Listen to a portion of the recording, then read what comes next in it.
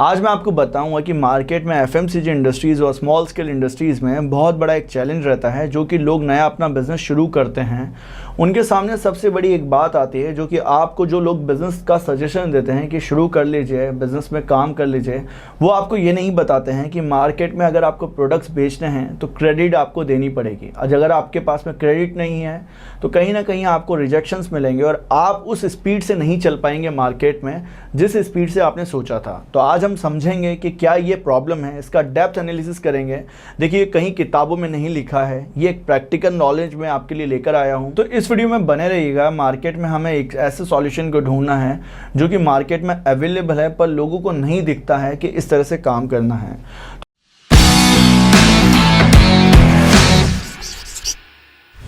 तो सबसे पहले हमें सोचना है, जहाँ पर भी आपका प्रोफाइल है मैन्युफैक्चरिंग इंडस्ट्रीज़ में, स्मॉल स्केल इंडस्ट्रीज़ में, अब वो प्रोफाइल या तो आपको अपना बॉटम लेवल पर देखना है। जैसे कि आपने अपना भी बिज़नेस शुरू करा है। अब जब आपने अपना बिज़नेस शुरू करा है तो यहाँ पर आप बॉटम लेवल पर काम कर रहे हैं स्मॉल स्केल इंडस्ट्रीज़ में, एफएमसीजी इंडस्ट्रीज़ में। तो यहाँ पर आपके पास में जो भी बिज़नेस शुरू हुआ है आपका, वहाँ पर आपने वर्किंग कैपिटल क्या रखा है। देखिए, सबसे बड़ा इसका एक सॉल्यूशन हो सकता है। वो सॉल्यूशन क्या है जो लोग नज़रअंदाज कर देते हैं कि सबसे पहले तो वर्किंग कैपिटल नहीं रखते हैं। अब जब वर्किंग कैपिटल रख लेते हैं तो वहाँ पर वो मार्केट को कवर करना चाहते हैं, बहुत बड़े मार्केट को। अब जो वो मार्केट में जाते हैं, मार्केट में एनालिसिस करने के बाद में, कॉम्पिटिटर्स का पता करने के बाद में, हर जगह जगह अपने प्रोडक्ट्स को रिप्रेजेंट करते हैं। तो कहीं ना कहीं वो प्रोडक्ट्स को चाहते हैं कि इनडायरेक्ट सेल चैनल पार्टनर्स बन जाए। अब देखिए, मेरी स्ट्रेंथ क्या होगी जब मैं नया बिज़नेस शुरू करूंगा। मैं अपने ऊपर एक स्टोरी क्रिएट करता हूं, आप भी समझिएगा। ये स्टोरी ऐसे क्रिएट हो सकती है कि मैंने अपना किसी भी तरह का एक प्लांट लगा लिया। अब वो डिटर्जेंट से रिलेटेड प्लांट हो सकता है, जैसे कि मैंने डिटर्जेंट की मैन्युफैक्चरिंग लगा ली।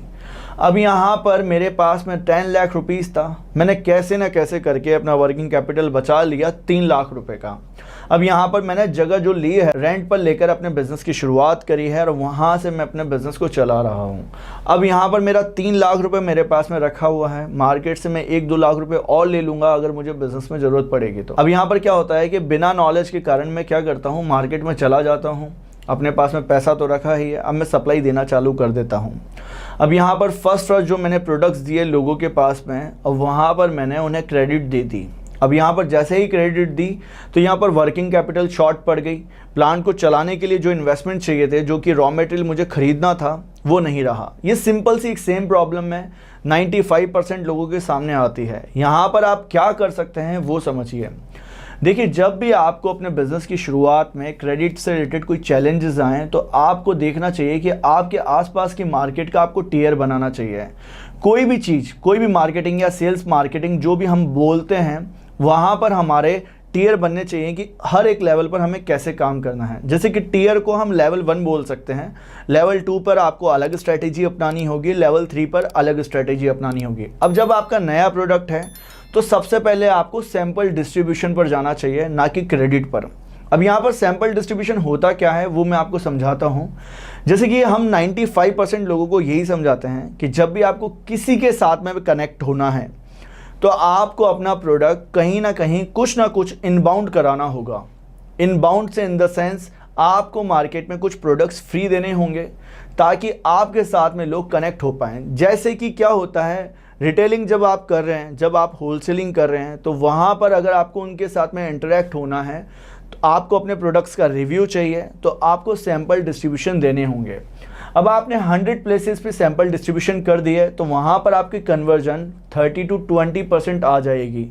कि किस तरह की आपको पता चल जाएगा कि कौन कौन से जेन्युइन कस्टमर्स हैं जो आपके प्रोडक्ट्स को आगे बेच सकते हैं या जो लोग इंटरेस्टेड हैं। लेवल 1 पर आप सैंपल डिस्ट्रीब्यूशन पर चले गए तो लेवल 2 पर आपको क्रेडिट पर ही जाना है, पर वहाँ पर आइडेंटिफाई करना है आपको कस्टमर्स को कि आपके कस्टमर्स कौन से हैं, क्या प्रोफाइल्स हैं। देखिए, अगर मैंने सबको क्रेडिट दे दिया मार्केट में तो मैं क्या कहूँगा कि बिज़नेस ख़राब है, मार्केट नहीं है, मार्केट में सब उधारी का माल जाता है। नो डाउट ये मार्केट सच में उधारी का है। यहाँ पर जितने भी जो लोग धुरंधर बने हुए हैं मार्केट में, या तो आज के टाइम पे फुल फ्लैश अपना ब्रांड बनाने के बिना क्रेडिट के काम करते हैं, और जो लोग अपना मार्केट में अपनी स्ट्रेटेजी लगाकर आए हैं वो मार्केट में 7 से 15 दिन की क्रेडिट देकर आते हैं। अब हमारे पास में तो इतना पैसा ही नहीं है कि हम क्रेडिट दें तो सबसे बड़ी चैलेंज ही यही है कि हमें सॉल्यूशन ढूंढना है। तो सॉल्यूशन क्या जो हमने ढूंढा, हमारे जो मैन्युफैक्चरिंग एंड एफएमसीजी वाला जो कोर्स है उसमें हमने एक फनल बना कर दिया। वो फनल क्या कहता है कि आपको मार्केट में कस्टमर्स के साथ कनेक्ट होते वक्त पीआर पर ध्यान देना चाहिए, अपने पर्सनल रिलेशन बिल्ड करने चाहिए। बहुत सी ऐसी स्ट्रेटजीज हो सकती हैं आपके प्रोडक्ट्स की, स्कीम्स की, ऑफर्स की, डिस्काउंट्स की, जिनके साथ में आप कनेक्ट हो जाते हैं अपने कस्टमर्स के साथ में। ये लेवल 2 में आपको समझा रहा हूँ। जैसे ही लेवल 2 में आप इसे आइडेंटिफाई करते हैं कस्टमर्स की नीड, वांट, डिमांड को, तो आप उसे फुलफिल कर देते हैं। देखिए, हर एक पर्सन आज के टाइम पे क्रेडिट के साथ में नहीं काम करना चाहिए, पर आपको वो आइडेंटिफाई करना होगा उसके नीड एंड वांट्स को। अब आपका नया प्रोडक्ट है, तो नया प्रोडक्ट जब मैंने आपको समझाया था, इससे पहले एक वीडियो आया था मेरा जहां पर आपको अवेयरनेस क्रिएट करना मैंने आपको बताया था कि आपको अवेयरनेस क्रिएट करना होता है, तब मार्केट में कस्टमर्स के बीच में इंटरेस्ट आता है आपके प्रोडक्ट्स का। फिर उसके बाद में जब डिज़ायर आ जाता है तो आपको एक्शन के लिए जो उनको प्रेजेंटेशन देना है उसके हिसाब से फ़िल्टर करना होता है। तो यहाँ पर लेवल 2 में आपको इस तरह से अपने कस्टमर्स को आइडेंटिफाई करके लेवल 3 में लेकर जाना है, फिल्टर करते जाना है अपने कस्टमर्स को। कस्टमर जब एक्शन लेंगे, जब आपके सामने क्रेडिट नहीं है देने के लिए, तो हमें प्रोडक्ट्स के साथ में, तो हमेशा लेवल 3 में आपको अपने कस्टमर्स का बेनिफिट्स का ध्यान रखना है। देखिए, 95% जब मार्केट में हम डिस्ट्रीब्यूशन नेटवर्क को समझते हैं तो सर्विस एंड सपोर्ट नहीं मिल पाता है उन कस्टमर्स को जो कि बहुत टाइम से एक कंपनी के साथ में जुड़े हैं।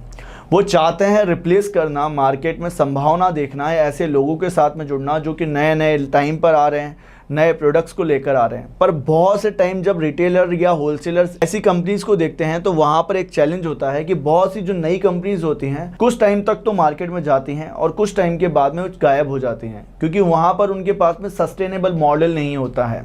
तो अगर आप सस्टेनेबल रहेंगे, थोड़ा टाइम देंगे मार्केट में, तो ये क्रेडिट वाली प्रॉब्लम्स आपके सामने से चली जाएगी। इसका इन डेप्थ एनालिसिस हमने ट्रेनिंग प्रोग्राम में बनाया है। तो दोस्तों, अगर आप इस वीडियो में कुछ सीख पाए हैं, समझ पाए हैं, तो कहीं ना कहीं आपको ऐसा लगा होगा कि हाँ, ये पॉसिबल है।